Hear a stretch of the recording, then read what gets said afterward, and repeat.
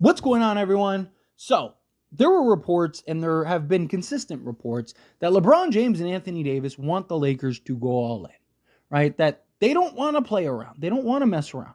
I mean, and I don't blame them, right? You're right. Every day, a new team is getting better, right? Every day, some trade is getting done that is making another team better than the Lakers.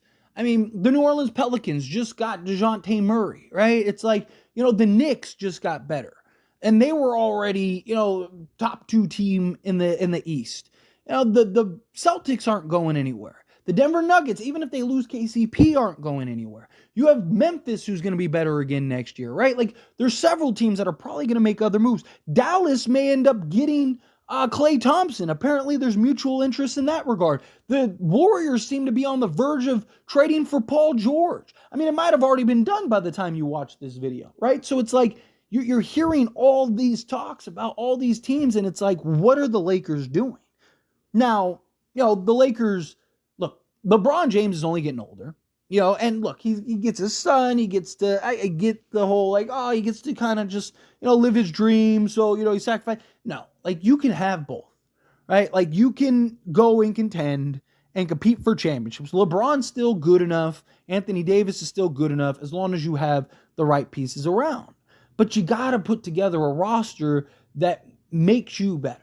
Right? I'm not saying that they have to be clearly far and away the best team in the league. Go trade for Embiid and Giannis and let's go win a champ. No, nothing. But I do think that you need to make an impact. I do think you need some level of impact trade. You need to do something. What does that all in look like? Right? That's the big question. Now, the Lakers did get a huge boost in the direction of potentially working out some type of trade because D'Angelo Russell, right, he opted into his contract, and that was kind of like the first big step, right? Because if D'Lo left, then the Lakers are kind of in this spot where it's like, well, now what do we do? Yes, we could get the full mid-level exception, but who are you getting with that? What are you pulling off in order to upgrade over D'Angelo Russell?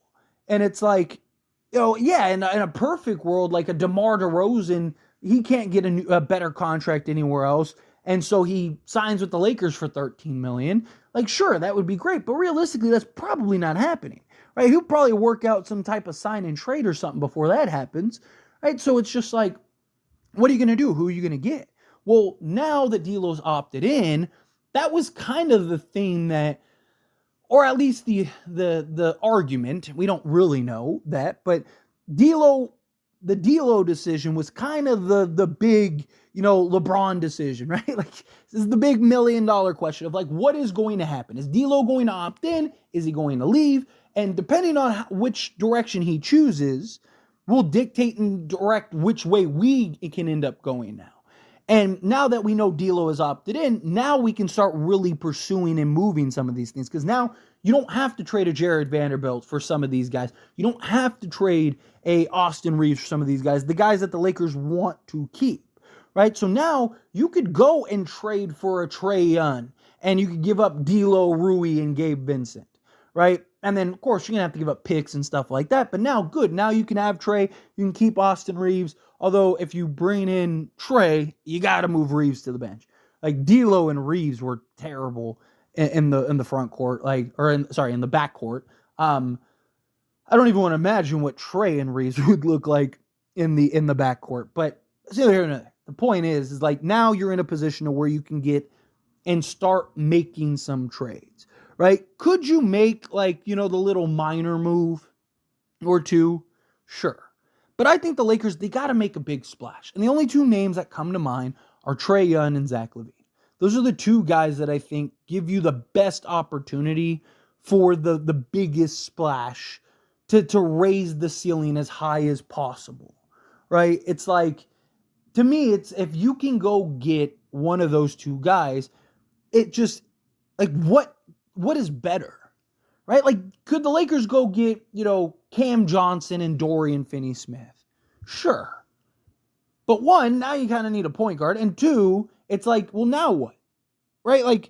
Or how good is that roster? I mean, granted, if you trade for Zach LaVine, you still need a point guard anyway. But Zach LaVine is just such a, he's such a bucket getter that you can you figure it out. You have Austin Reeves be your starting point guard if you wanted to, right? Like, just to be the initiator, right? Although I'd like a better playmaker, but it's neither here nor there, right? Like, my point is that, like, if you're the Lakers, you essentially have you have three options. You stand pat, but I'm saying, like, from the trade front, right? Essentially have two options, right? Especially if you want to go, quote unquote, all in for LeBron and AD, you have the route of going and getting those depth pieces. Go get, like I said, a Cam Johnson and a Dorian Finney-Smith, and I don't know, maybe you can end up getting another piece too. And then you go add a Valanciunas in free agency, add a Kevin Porter Jr. in free agency. Now you're in business, right? But again, how does that stack up? Like, are you better? Yes. You add in a better coach in JJ Redick, right? I think that there's an argument to be made that you are, potentially a top 5 or 6 team in the Western Conference. But you're not, you're more likely than not. I mean, granted, you never know how the roster is going to actually look and play, but at least on the surface, stacking up to some of these other teams and what could potentially become, right? Like, you're probably not a top 5 roster in the league, right? Like, you got probably the Celtics, the Knicks, the Nuggets, and then depending on, like, what happens with Dallas, right? If Dallas ends up getting Clay and a couple other pieces, like, they could be better than you, right? And then, if, the Warriors, depending on what the Warriors shape up and doing, like, if they land Paul George and a couple other pieces, they could end up being better than you, right? Like, and that's not counting, like, Minnesota and now the Pelicans and now, like, so again, the Lakers, there's a lot of just competition out there right now. And a lot of just it's just a tough spot to be in if you're the Lakers. A lot of frustration, right? But a lot can change, and a lot can change rather quickly, right? Jeannie and Rob have their work cut out for them, particularly Rob. They have to deal with free agency, which is here, it's right around the corner. And then on top of that, you have to try to start navigating finding some trades, right? Like, there's no real game changers in free agency, right? Again, like, if you could sign DeMar DeRozan for a mid-level or a taxpayer mid-level exception, like, that would be huge. But again, what's realistic, right? Like, and then you still have to get other pieces, right? You still have to go get a center. You still, like, it's just, there's a lot that you need to figure out and shape up, right? It's one step at a time. Look, the Lakers, the consensus was that the Lakers had a puncher's chance last year, right? That, hey, as long as we don't play Denver, we can beat anybody. Like, and look, the Lakers very well could have been in the championship. The Lakers very well could have been in the finals. If they were on the other side with, like, the Dallas Mavericks and stuff, they probably might have been. Right? If, like, health permitted, I think they might have been. Right? It's just Denver was the one team that they really just seemed to not be able to get over the hump with. Right? They just seem to have their number. But if the Lakers can kind of, upgrade the roster, you're hoping JJ Redick can really draw out a lot of this team and of the players that you have and the situation you're in, right? Like, you may end up being in good shape in that regard, but it's just, I don't know, you gotta make some type of splash. And it's like, what is that splash, right? What is that move, right? What can you do to really kind of change the tides for this team? And the only thing that really comes to mind is, a Zach LaVine or a Trae Young. I think that you gotta try to work out one of those two, in my opinion. You gotta try to bring one of those two in, because I just think it gives you the greatest ceiling raiser, right? And it's like, that's what you're looking for, trying to get the ceiling raiser. But I don't know. It's going to be tough. It's going to be interesting. But anyway, as always, this is a discussion. I pass a question on you. Let me know your thoughts and opinions down in the comments below.